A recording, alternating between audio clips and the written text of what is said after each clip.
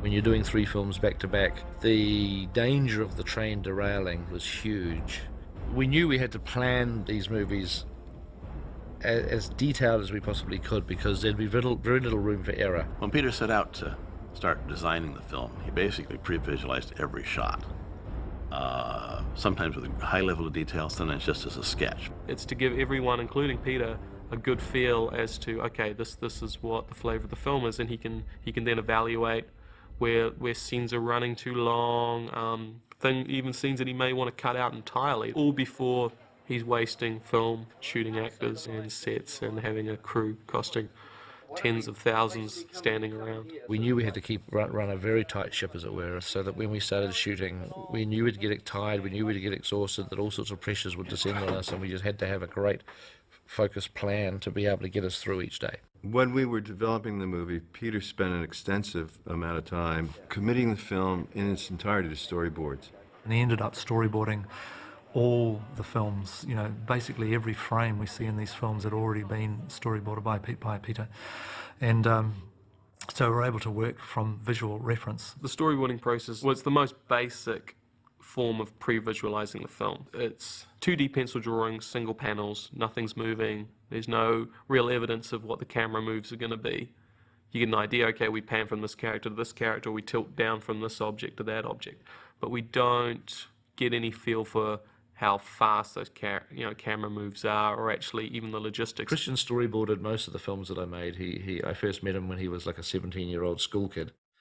When I'm storyboarding with Peter, I think I've got the luckiest job on the planet. So you get a sort of an effect of the horses.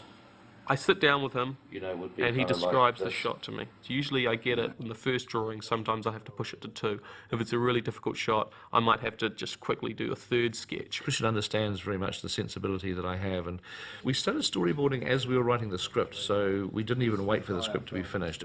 It's his way of checking that the ideas that he has for telling the story are going to work. I mean, that is the single thing that I think storyboards are most valuable for me, is that they're a cheap pass at the movie. You know, I get to make the movie at a really, really low cost for the price of a few pencils and some paper. But it effectively has put me through the process of making the film. As a director, I've had a go. I've done version number 1, and I can get to look at the movie complete. Which was a great tool. It was never intended and never was the final version of the movie. I've worked with some directors who will storyboard their film, and you'll really see those storyboards on screen. Peter's not that kind of a director. Peter uses it for inspiration, for communication with the departments, but you know that those storyboards are going to change. They're a starting point, not an end point for Peter. Not only doing the storyboards, but then having them shaded and then photographing them as an animatic. We had made what we called an animatic, which was basically videotaping each frame of the storyboards. The storyboards are all, they're digitized, they're edited together as the shots will or would be edited together in the film, and it's basically a little black and white 2D drawing version of the film itself. We'd got some local New Zealand actors together in a studio, and there was 5 or 6 actors, and they had read through the script in a recording studio, playing the different characters, and then those voice tracks had been edited with the storyboards. What are you doing? Fried eggs, sausages, and nice crispy bacon. I've saved some for you, Mr. Frodo. You idiots! Put this out! Was looking at a version like of the Lord of the Rings as almost like a comic book with words, and we put temp music with it. You're seeing the storyboards as they pace in the film, as you want them to pace in the film, and so you get a feeling for the progression of story and the pacing of the storytelling. Peter told us about it, and he was like, all right, I'll screen it for you before we start filming. And we all got to Pete's house, and he screened us this animatic, and it was a trip to read the script and talk about the script and get ready for the process of making the film, and then suddenly see a very rough compilation of those ideas put onto the screen. I mean, in some ways, we'd felt like we'd watched the film. What was great about that is the script was powerful enough that it actually came across and it resonated. in that rough form. And what we did on this movie, which I'd never done before, is I wanted to go one more stage with the storyboards and make them more accurate than they usually are. Grant Major would draw up the final plans for each set that had been designed. Some of these were initially made into architectural models, which were made fairly quickly. We ended up calling them animatic models, and we used them so that Peter could actually get a lipstick camera, get little toys. You know, we get little figurines that we always had, like Hobbit size, you know, human size, you know, Balrog size. We had all these little toys. It was great. He could actually have them in this little, you know, model that was either a reference point for the set or for a miniature down the road. So the storyboards that he had done previously were expanded on shot by shot by the use of his camera working around our models. And we'd have it hooked up to a video monitor that I'd have a freeze frame function on. And he'd say, okay, that's, you know, sometimes you'd just sit there and you'd see him sort of, you know, just pottering around, just trying to work out what kind of camera move he'd want to do for the shot. And you'd place the figures, and he'd, you know, okay, that's the frame, I'd pause it and then draw from the screen. Christian could actually sit there and go, okay, so you're thinking this frame, yeah, okay. And then he could actually draw out, sketch out the storyboard that was reflected on the monitor that actually, you know, was to scale. That, you know, that was showing something that had the figure to the background all to scale and made sense and could actually be replicated when you thought about what you were shooting on the set. We basically knew that we were publishing a set of storyboards that were actually accurate, that this angle was here, and when we finally walked onto the set in a year's time with the actors and the full set was built, we'd be able to find exactly the same angle on set as we had with the miniature. Early on, essentially the first set that was ever constructed was Bagan. Peter Jackson thought, hey, you know what we need to do is we need to go in there and get a video camera, and I'm going to sort of work through kind of, you know, the space and just get a feeling for it. You will keep an eye on Frodo, won't you? Yes, I will. 2 eyes as often as I can spare them. Scene 12, shot 1. I was very worried about Bad Game because I knew just how small the set was, and once you get 50 or 60 crew members in there, it's going to become very cluttered very quickly and very difficult to work in. And so I wanted just to be able to really get my head into how we would shoot these scenes. And I'd done my little lipstick camera mock-ups with a cardboard model some months earlier, because we were also trying to figure out ways to shoot the scales too, because we had Gandalf had to be tall, and Bilbo and Frodo happened to be small, and we were starting to get our heads into how we were going to shoot all this stuff. And I got a few of the people on the film. So we turned up on a Sunday on set with a video camera. I played Bilbo, and Rick Porus played something, and we sort of did a mock-up of the entire scene that we were going to shoot, ultimately with Ian McKellen and Elijah and Ian Holm. And then again, it turned out to be a relatively accurate, I mean, I think we made script changes eventually, so things altered a bit, but it turned out to be a relatively accurate version of what ultimately was in the film. Through me, that ring would wield a power too great and terrible to imagine. Beyond the storyboarding, we also did like another level of planning, which is sort of like bringing the storyboards to life in a variety of ways. And it's called pre-visualization, is what it's called, previs.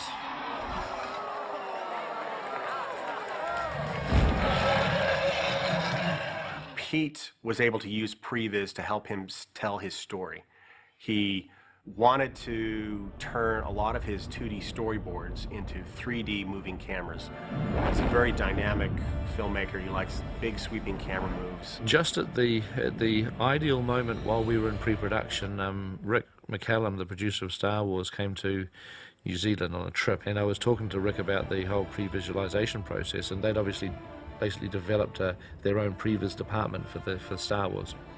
And so Rick said, look, if you're ever in the States, come by and visit, and we'll show you what we've done. And so a few weeks later, we were in San Francisco and visited the ranch, and he was incredibly generous at just basically introducing us to their previs department. Rick McCallum and George Lucas have been incredibly helpful to him and to the rest of us in terms of just offering him advice with some of these new approaches that they were doing. So Peter really grabbed a hold of this idea, and and said, "Hey guys, this is something we should be doing."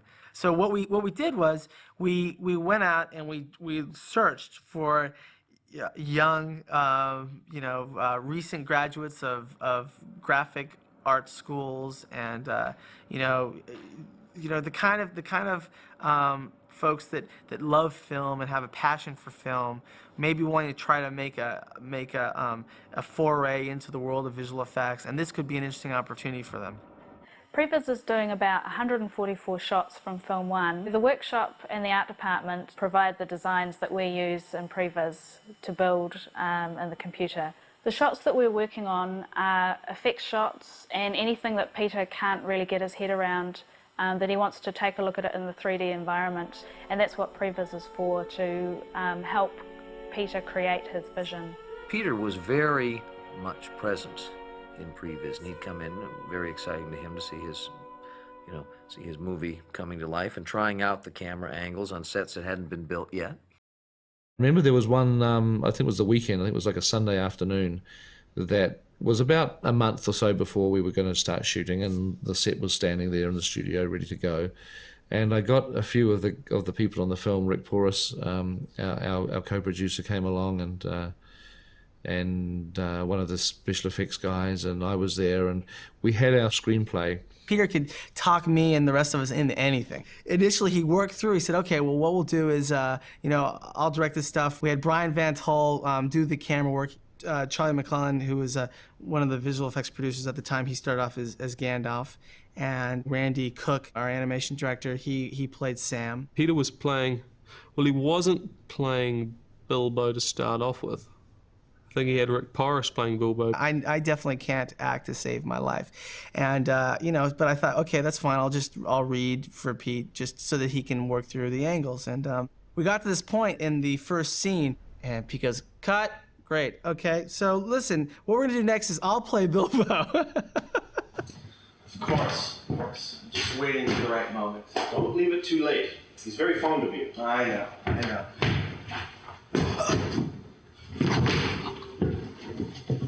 Bilbo? Ammo, Gandalf. I don't look it, but I'm beginning to feel it in my heart. And I think that's one of the best moments of cinematic history right there. Scene 12, shot 24, take 4.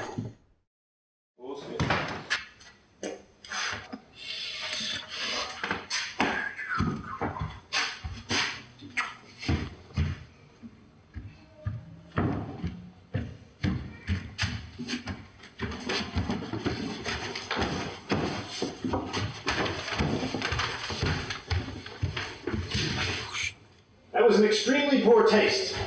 You've kept that ring secret all these years. There's no need to go and make such an obvious display of it. Oh, come on, Gandalf. It was just a bit of fun. There are many magic rings in this world, Bilbo Baggins, and none of them should be used lightly.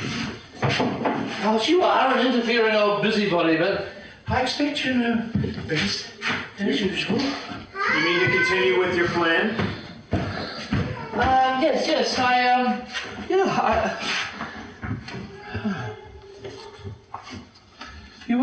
You will keep an eye on Frodo, won't you? Yes, I will. 2 eyes, as long as I can spare them. I'm leaving everything to him, of course, apart from a few oddments. Everything? Yes, of course. The ring as well? Where is it? In an envelope. There on the mantelpiece. No, wait. Oh, look. Here it is, in my pocket now. Isn't that odd? Yet after all, why not? Why shouldn't I keep it? I think you should leave it behind, Bilbo. Is that so hard? Well, no.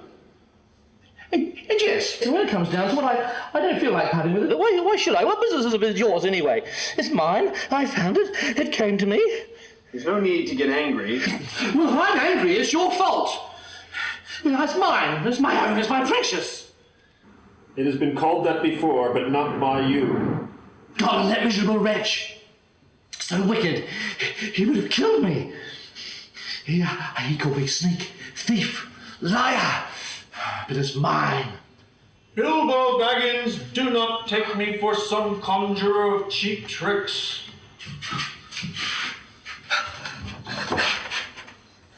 I'm not trying to rob you, but to help you. All your long years we have been friends. Trust me as you once did. Let it go. I will. Yes. The ring can stay here with Frodo with all the rest. Yes, well, I must be going. I really must be going. I'm late. The road is long. Bilbo? Yes? The ring is still in your pocket. Oh, good gracious. So it is. Huh.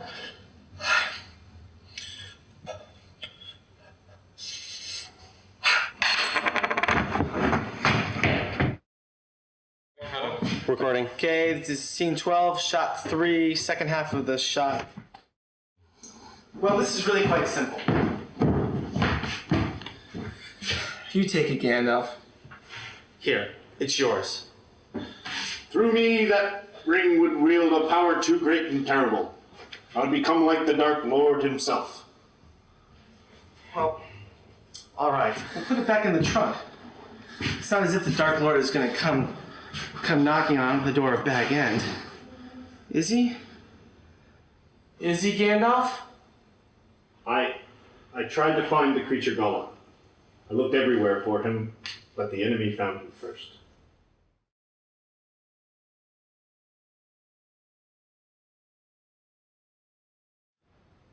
Shire? Baggins? That's going to lead them straight here. Straight to me. Bang!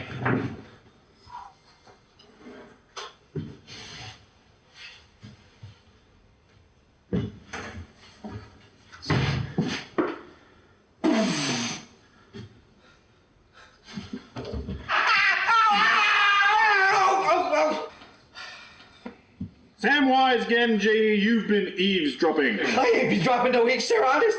I was just trimming the hedge under the board of the window, if you know what I'm follow me. It's a little late to be gardening, Samwise Gamgee. I heard Mr. Frodo cry out. I was worried.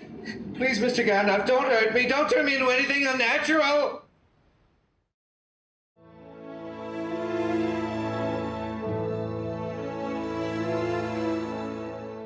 I think one of the remarkable things about reading The Lord of the Rings is you go into this world which is, you know, fairy tale. It's dragons and it's trolls and it's hobbits and it's elves. And it's amazing how authentic, genuinely authentic it feels, that you start to believe that it could possibly be history, that somehow Tolkien found some lost parchment and, some secret parchment that we don't know about, that he really took all this from a true historical events. It has that degree of believability about it. I guess the way that we tried to hint at the depth, which is all that the film can really do, was partly in our design process. While we were working on the screenplay, we were able to start a team of people designing. Because the great thing about Tolkien is that all the descriptions of what you need to build are in the book. You don't actually have to wait for the script to finish, unlike you would on a normal movie. I didn't want movie design. I didn't want fantasy movie, Hollywood sort of style of design. I wanted something that felt authentic. I gave a little speech to the design crew very early on, where, and this is a little bit weird, but it was the only way I could really express myself. I said, look, we've been given the job of making The Lord of the Rings, but I want to, from this point on, I want to think that The Lord of the Rings is real, that it was actually history, that these events happened. And more than that, I want us to imagine that we've been lucky enough to be able to go on location and shoot our movie where the real events happened. Those characters did exist and they wore costumes, and I want the costumes to be totally accurate to what the real people wore. Hobbiton still exists. It's overgrown with weeds and it's been run down and neglected for the last 300 or 400 years, but we're going to go back in there and clean it up. We're the luckiest film crew in the world. We were able to shoot in the real locations that these real events actually took place in, and that was effectively my speech, to try to get everybody's head into what I actually sort of wanted in terms of a feeling of reality. You basically start thinking about what the places and the characters look like, and you realize that there's 40 years of artwork that people have done. And out of all the illustrations, all the artwork that's been done in calendars and books and, you know, album covers and all sorts of things, the work of Alan Lee and John Howe impressed us the most. We had their artwork literally pinned on the wall of our office for 12 to 14 months while we were working on the screenplay.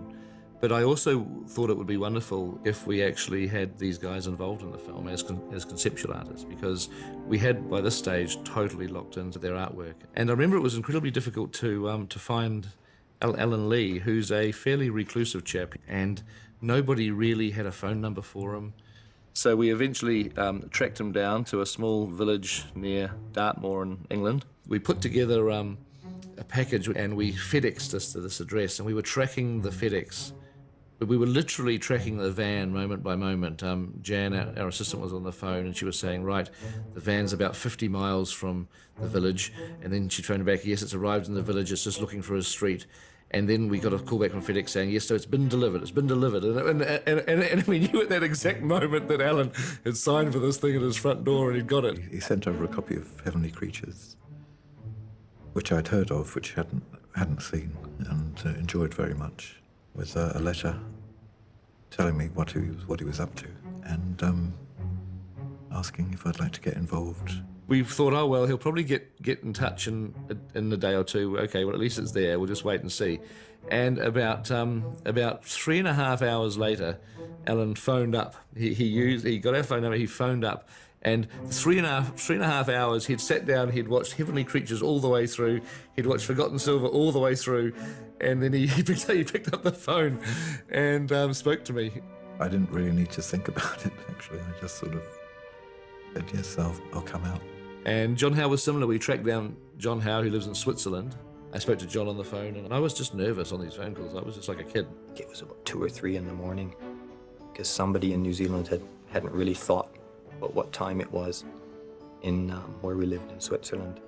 And there was Peter and Fran on the phone, making a very, very sincere sales pitch for the project.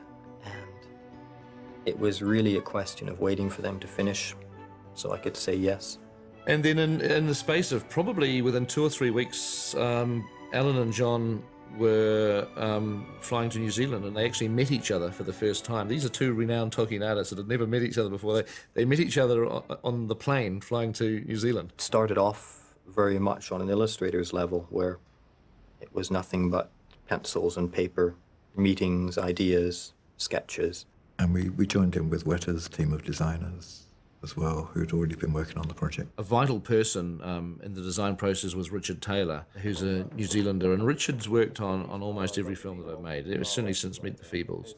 And Richard has the most wonderful team of designers who work with him at Weta, and you know, as Alan Lee and John Howe were working on their conceptual design, so too were Richard and his team. Initially, we had Alan Lee and John Howe working in our facility as well.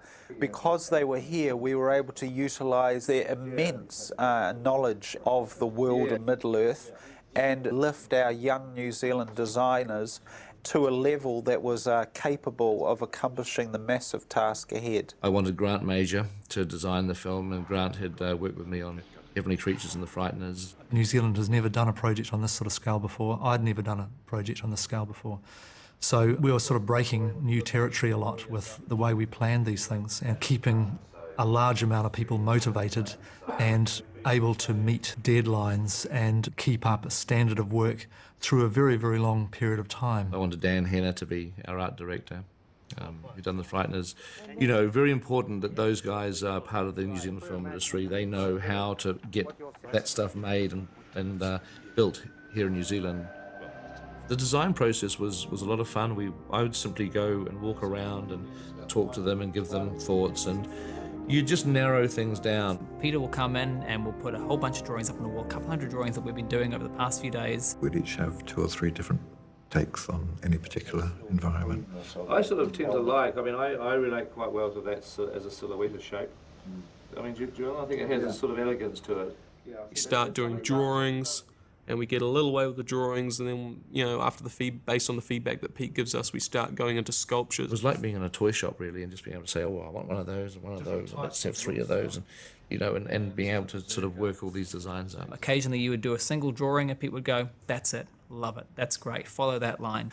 Other times we would put up, in the case of the Urukai, a couple of hundred drawings before we got anywhere near what Pete was actually wanting. You know, Peter's got a very good eye. You know, he knows what he's asked for, and when you've got to give him solid designs. He would always find some positive aspect to everything that was done, but he would also be able to make you feel you weren't quite there yet. And you'd go away thinking to yourself, I've got to get this right. And it was really stimulating, really, really stimulating. And many, many times he pushed Alan and I much, much farther than we would have normally gone on our own in a design process. We tried to give all the different cultures a very distinctive design. We wanted the dwarfish culture to be very, very distinctly different from, the Gondorian or the Elvish. Everything about the way that character's dressed, the way they move, the colours that they wear, the shapes that are on their clothing, on their weaponry, on their armour. We wanted to make it look like you could look at a piece of architecture and tell if it was dwarven or elven immediately just by looking at it.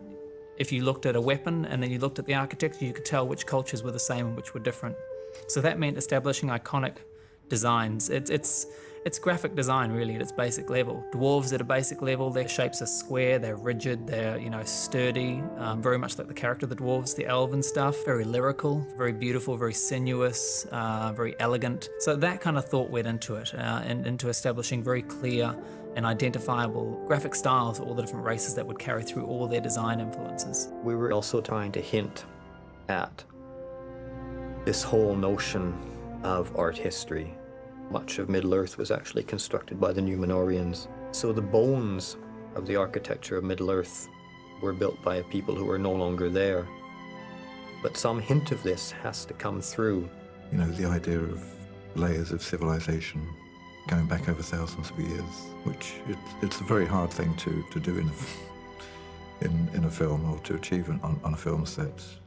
But just by, laying much more design into the development of every part of the film, whether it's props or costumes or armor or buildings, than we'd ever actually really see on film. But its presence would be felt in some sort of strange way.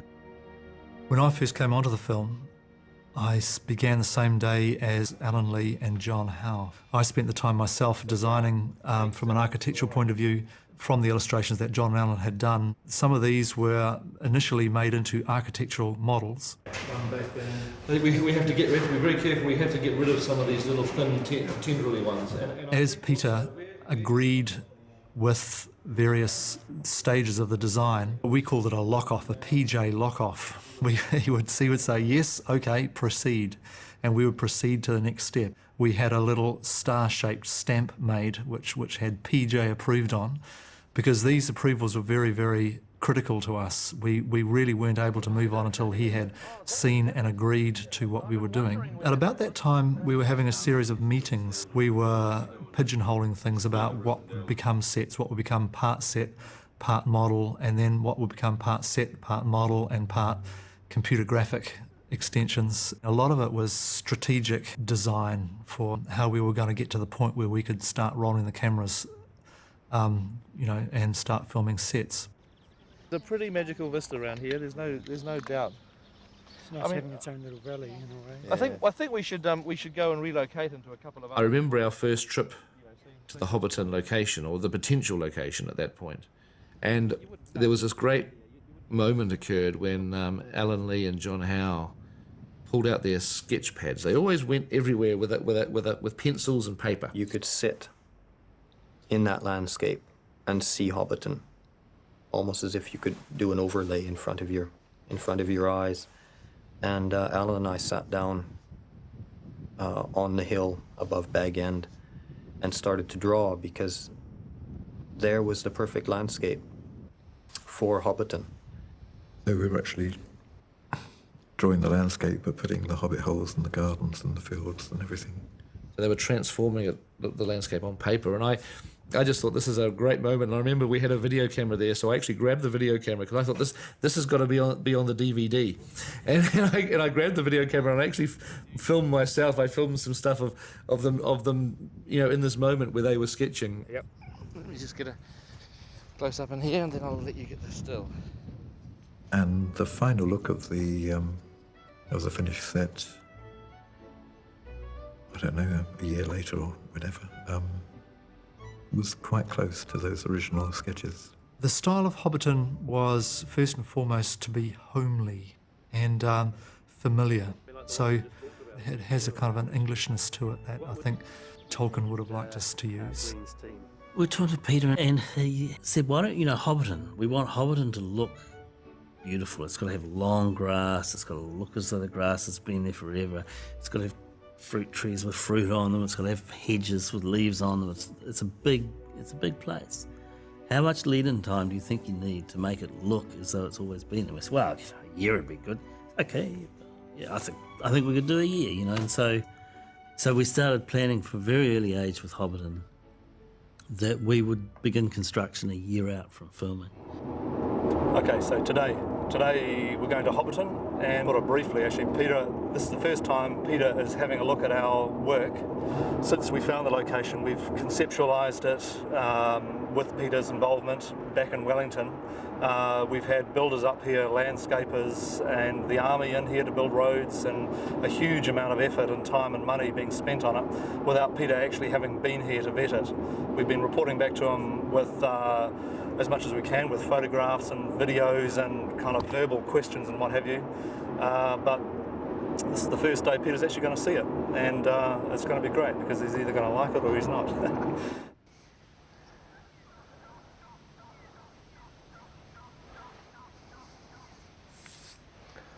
Yeah, it's good. I mean, we just need to get a lot of bushes and sort of make it more wild and woolly and sort of overgrown. But are they a few little bushes that are going down there? They're doing gardens. Right. But I've told them just to keep putting bushes in until Christmas.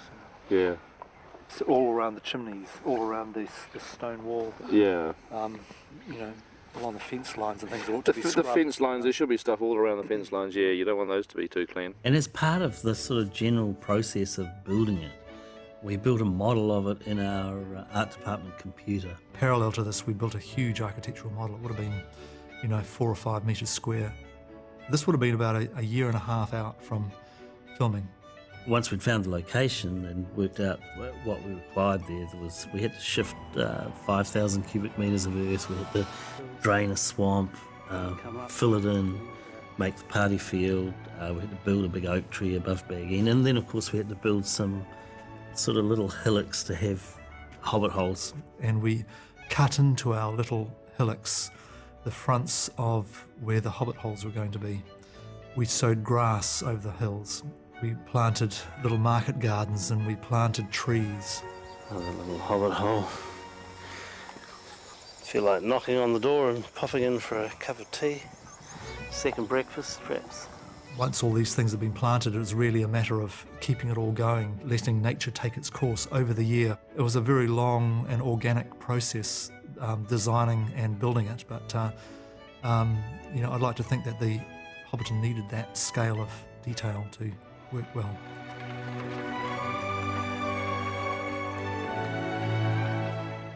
John and I, obviously, we each had quite a backlog of work that we'd done with these stories, so there were certain images that Peter had really liked. A good example is the front hall of Bag End, because Peter had in mind an image that I'd done for a map of the Hobbit several years before. That was just the most brilliant image of what the inside of the Bag End front hall might be like. And I basically just said, look, you know, this is what I want in a movie. I've been looking at this picture for like 2 years now, wondering what the rest of Bag End is like. So can you please draw me the rest of Bag End? And he did it, and that was a great thrill of saying, you know, taking this hallway and then having the actual artist, John, like extend it and do all the other rooms.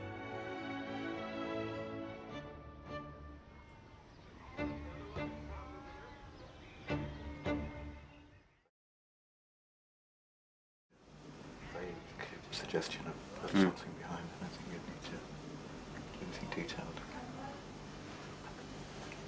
is a scenic artist, and he's doing the view from Strider's room at the Prancing Pony, and that's the view from the room.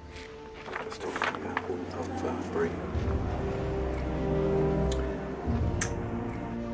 Bree was a lot simpler to design than many of the other ones because it was relying a lot more on vernacular English period architecture. We built most of Bree as a set piece, so it only exists in one instance as a computer-generated wide shot.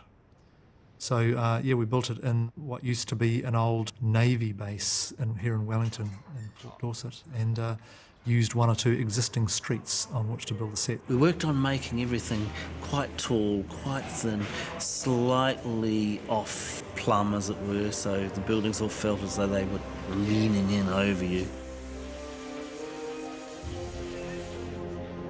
And then the Prancing Pony itself, that whole scale issue once again came into play, where all the tables and chairs were big, all the people were huge, you know, and our little guys were sort of slightly vulnerable, and so everything, there was a darkness, a slightly gothic edge to Bree.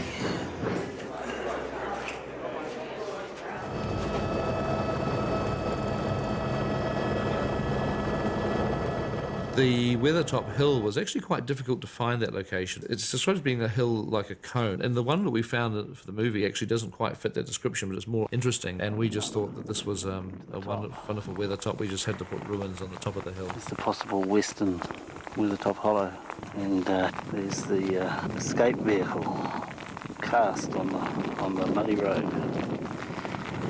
Oh, it's going to be a long walk. So the ruins and the wide shots are just put in with a computer, but when the hobbits are actually within that circle of ruins, they are in a studio set. Basically, it's a ruined tower that once held one of the Palantirs. We've built, really, from the Tolkien's basic description of the ruins of a circular tower. We've added these statues, which they're not complete yet. They're going to be more broken down. I've never done this before. And the figures were sculpted by Brigitte, who's one of our very talented sculptors. But as a sculptor, she's probably not the person to be actually attacking them and aging them down. I guess they just sort of represent some element of the kind of the age of this place, but they're also kind of like a brooding presence, a kind of foreboding of what's about to happen. Spectators, really, of the events that can unfold in this arena.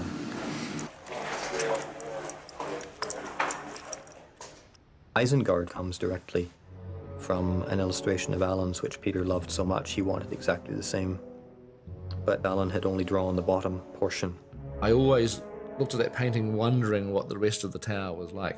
You know, I just wondered how high is it and what's the top of it like, and cause it was just such a brilliant painting. And so the day finally arrived, I could say to Alan, can you paint me the rest of the tower, please? Can you show me what the rest of it is like? It is described as being black by Tolkien, so we chose obsidian volcanic glass as the element that it had been made from. So we wanted to give it a sharp, blade-like, hard, aggressive quality. We built the structure out of a normal framework and polystyrene, and then we coated it with a hard coat, black hard coat, and then a clear hard coat. So we built up the sort of layers of lacquer, virtually, to give it a depth, so at the pointy edges you could see through it. And then we waxed it, which gave it even more sort of texture to the depth. There was a lot of different elements in that design. You know, everything feels like it belongs in that one place. And it was another really satisfactory set to work on. It wasn't a place I particularly wanted to spend the night, but it would be a nice place for a very sophisticated cocktail party. Yeah, at the moment I'm just trying to draw this as a landscape, just exactly as I would if I were, sitting in a wood, drawing something for pleasure. and then kind of adding in the various architectural elements that I'm kind of making up as I go along, really. I'm just trying to get a feeling of the place as it is and its potential as a place for the elves. How do you define a culture which could be eternal, that could be forever perfecting itself? You have to search for some form of simplicity which can allow you to stop evolving and find that perfect line. It's the use of natural forms. It's the use of flowing, graceful lines. There are kind of elements of Art Nouveau and Celtic design, but it is quite an intuitive, enigmatic thing. It's not something that's easy to kind of pin down. With Rivendell, I think I was trying to create a place that I'd want to retire in. It's just this ideal environment in a beautiful Lost Valley, and the whole thing would feel slightly kind of melancholic and quiet, and also you get the sense that it was a centre of learning, that there'd be libraries and statues, works of art. The Rivendell exterior sets were built in a small regional park called Kaitoki, just north of Wellington. It's a sort of peculiar set in that it's inside out, so the trees grow inside the buildings are built around the trees. It's very much as Lothlorien was at one with nature, at one with its sort of foliage. And we made a model of the woods and placed every tree, and then just made a small scale versions of the buildings, and just worked out a way that we could place the buildings in a way that wouldn't damage any trees, and that the buildings would have kind of openings which allowed for the trees to grow, so that you'd feel that the trees had grown up around these buildings which have been there for 1,000 years or so. Yeah, it was just one of those places that I personally wanted to spend a lot of time. I even thought about sleeping overnight in Frodo's bed, but I don't think the props people would have been quite happy about that. The next major thing was the interiors of Elrond's chamber and the council chamber, which was built in the studio. And again, that was a very lovely set. The dressing of Elrond's house reflects Elrond having this world-renowned library in his house. It also forms in part a museum of all these significant events, and in particular the fall of Barad-dûr for the first time and the loss of the ring. So this is manifested in a lot of sort of prop detailing, but most of all in Narsil, the broken sword is present and as a centerpiece in this museum, and also along the walls there are a series of paintings or frescoes, one or two of them done by Alan Lee. They basically were the history of the elves, and they're the most beautiful, stunning pieces of artwork. The boats that they arrived in, the making of elven rings. The centerpiece is Sauron smashing Narsil, and then there's various other pieces of elven history on either side.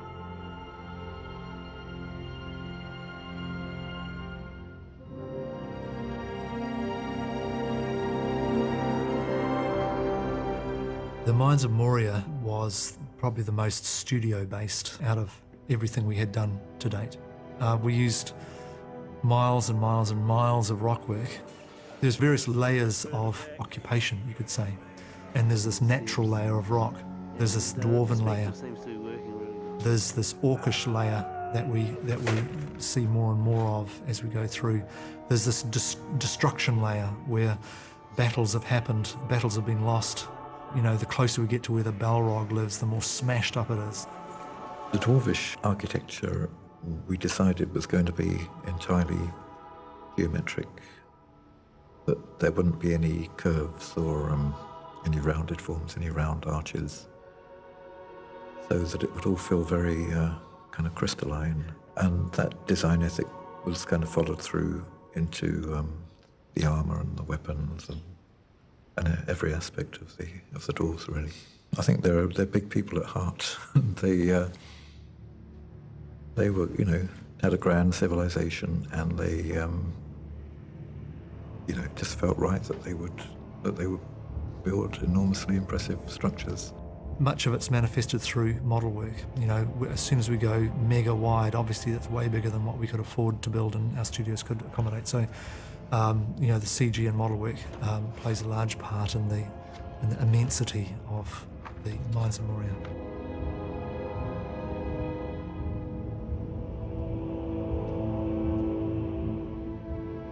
I had drawn the Dwarf chamber before with arches and rounded columns, but thinking in a little bit more detail about ways of distinguishing the dwarves from everyone else. I changed my mind about dwarven architecture after working on this film, and so the Dwarf chamber, which was entirely digitally created, except for a few kind of just the very bottom ends of the pillars, which were kind of set pieces. That was all based on one drawing that I did, which incorporated the pillar designs and the sense of scale that you want to establish in a place like that.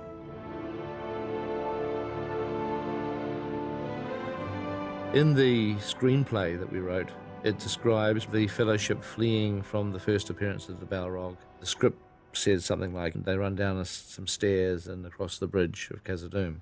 And Alan Lee went away and drew the stairs. And what he brought back to me was kind of pretty mind-blowing. It was more than just what I was imagining a staircase to look like. It was this incredible cavern, an image of this cavern with this narrow staircase on the top of these huge viaduct-like kind of pillars. In the course of drawing that, I thought, well, I'll just make a little break or two in that staircase. And then Peter really latched onto that. I just looked at this hole in the stairs, and I started to sort of imagine other things happening around that hole. And that really was the seed of what ultimately became, you know, one of the most extended sort of action set pieces in the entire movie.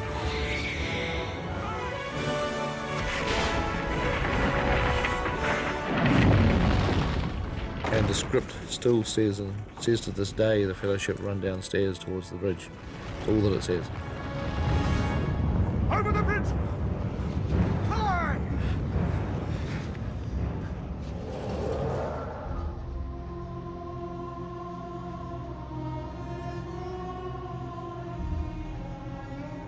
Good morning, Paul. Hello. What are you working on? Karis Galadon, the Lothlorien Woods, where the elves live. There's gonna be a little Frodo and crew somewhere in here. The camera will kind of pull back from them to reveal the city. Palace, rather. Tolkien's descriptions of Lothlorien are amongst the most beautiful and enigmatic writings in his work. So it was really quite a big challenge trying to come up with something that would match those. I wanted Lothlorien to be, you know, obviously elvish, but to have a distinctly different feel. And the fact that it's built up in treetops is obviously going to be a huge part of that difference. We also wanted it to feel slightly more unworldly, otherworldly, and more mysterious, and probably a more kind of spiritual place, as though Lothlorien is the spiritual heart of the elven kingdoms on Middle-earth. We needed to find a forest that had that beautiful, magical essence to it, but also had these huge trees, which of course we don't have huge trees quite like these in New Zealand, so we had to build some trees. And we did it up at Paradise with a beautiful moss-covered ground in the beech forest, and then we built 5 huge, like 16-foot diameter trees that went up 40 feet odd into the air. Once they've made contact with the elves, you move on into Caris Galadon, this is where the melon trees are. So we essentially built the melon trees in the studio. And gave them great big root structures that the guys could have a little settlement under, their sort of pavilion. I think there was that essence that the elves were at one with nature, with the forest, you know, they were part of it. as opposed to being dominating it. They were working with it. You know, whereas we would have gone in with a chainsaw and cleared a place and built a house, they've done the opposite. They've gone in and worked with the trees and added staircases and put in flats that they could live on in perfect crotches of trees, things like that. Galadriel's Glade was quite a nice little set. This was our first look at the actual Lothlorien trees, and was trying to kind of establish the look of the roots and everything. Then you know, follow that through with the design of the plinth and the bowl and the vase, and it was very nice actually seeing that scene coming together. Galadriel has always been a hugely important character for me in the books. So to see, you know, Kate Blanchett standing in Galadriel's Glade, it's very, very nice, very exciting.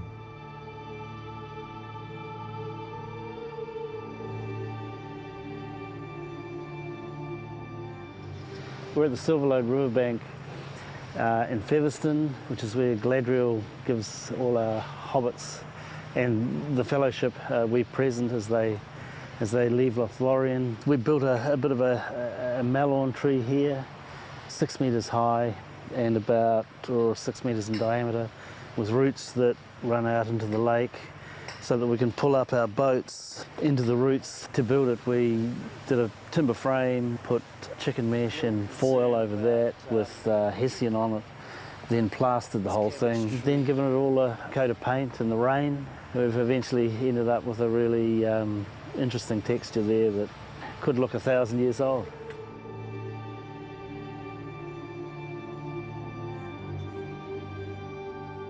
From the moment we see the Argonaths, we're sort of on the outer reaches of what used to be the empire of the Númenóreans, as they were in the Second Age. Now the Argonaths were like two sentinels on the outside of one of the approaches to this huge empire.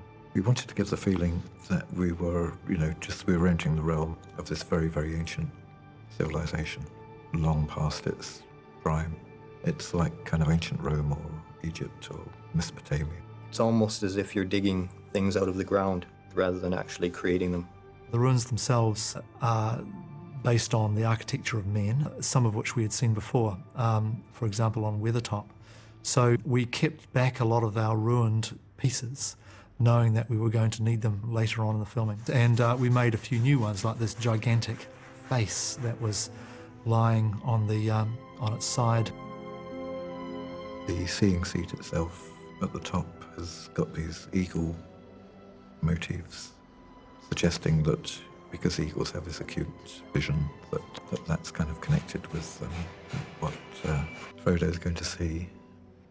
New Zealand doesn't have a lot of ancient stones and stuff around the landscape. Everything had to be introduced, and it's mainly made of polystyrene. But I think it, you know, did the trick really. It just made you feel that you were in a very, very ancient land.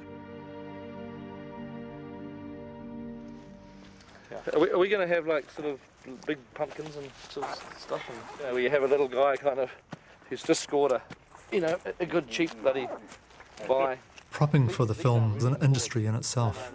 The film demanded a particular type of prop that you just don't get in the prop shops or antique shops. So we had to build up our own props department and build everything from scratch. We also had to do it because of scale. We were constantly needing to duplicate different props at different scales. A huge amount of stuff had to be made, and it meant designing everything, you know, the whole thing. Absolutely crazy. But I think this is one of the strengths of The Lord of the Rings, is because everything had to be designed. There were no shortcuts. There was no sort of going out and picking something off a shelf. Had to put a bit of thought into it.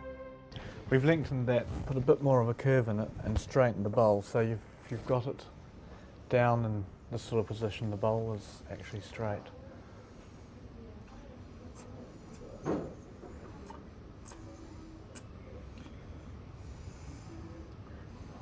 Looks good. Looks good. Every pipe, every chair, every cup, saucer, glass, everything was designed specifically for the film, so we had to make it. We did have to look for people with these sorts of skill bases within the community, people who can make the one ring. Those sorts of things were contracted out to craftspeople, silversmiths, art makers, saddlery makers. We got a glass blower and we got some furniture makers and some wood carvers, a chap who could make clay pipes, coopers to make barrels and buckets, wheelwrights to make wheels for wagons. It starts off at the conceptual area, but it works right through down to the ground level. Guy who's applying the aging to a wooden bucket to make it look as though it's carried water for 300 years, you know. Yeah, just doing these little buttons that in 2 scales for this chest here, it's little babies, and getting them exactly the same. And finding these sorts of people who are willing to work day and night for a year, 2 years to make the amount of props we needed was huge. As a props department, art department, we took responsibility for the ring. Had it made by an absolutely wonderful master silversmith, goldsmith, Jens Hansen. Something like 15 rings made of that sort of vaguely fell into the description that Peter had given and Tolkien had obviously written about. So Rick Porras, our co-producer, was there during one of these discussions one day about the ring. And the next day we ended up shooting this little sequence where we all sort of play these different characters, and we needed a prop, so I pulled off my wedding ring. And action. Frodo!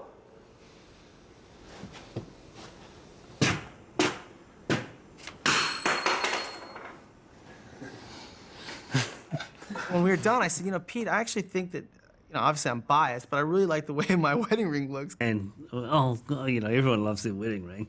But anyway, it had a sort of shape to it that just had a nuance that was slightly different from the others. And so we took that with us the next time we went to Jens Hansen to talk about the design of the ring. And making some adjustments after that. They kind of rounded it off a bit, but sort of they used that as, I guess, a basic starting point for the one ring. And action. It's been a huge kind of collaborative process all the way through, and there hasn't been a great kind of division of your labour, and so you've had people who might have been brought on as painters who suddenly find themselves sculpting or kind of hammering stuff together, and so I've done my share of kind of heaving props around and gardening, pushing wheelbarrows full of gravel. The film was epic in every sense of the word. There was 3,000 people in the crew, 300 people in the art department. Everyone was dedicated to what they were doing, even if they weren't great Tolkien fans before they started working on the picture. They took it on board, they lived with it, they became part of Middle-earth. So much more went into making this movie than can ever appear in the movie itself. That was the aim right from the beginning, to create a world that you felt had been in existence for hundreds of thousands of years. Being able to think of it and see it as something that is real certainly made it real. And now it does exist, it does exist somewhere.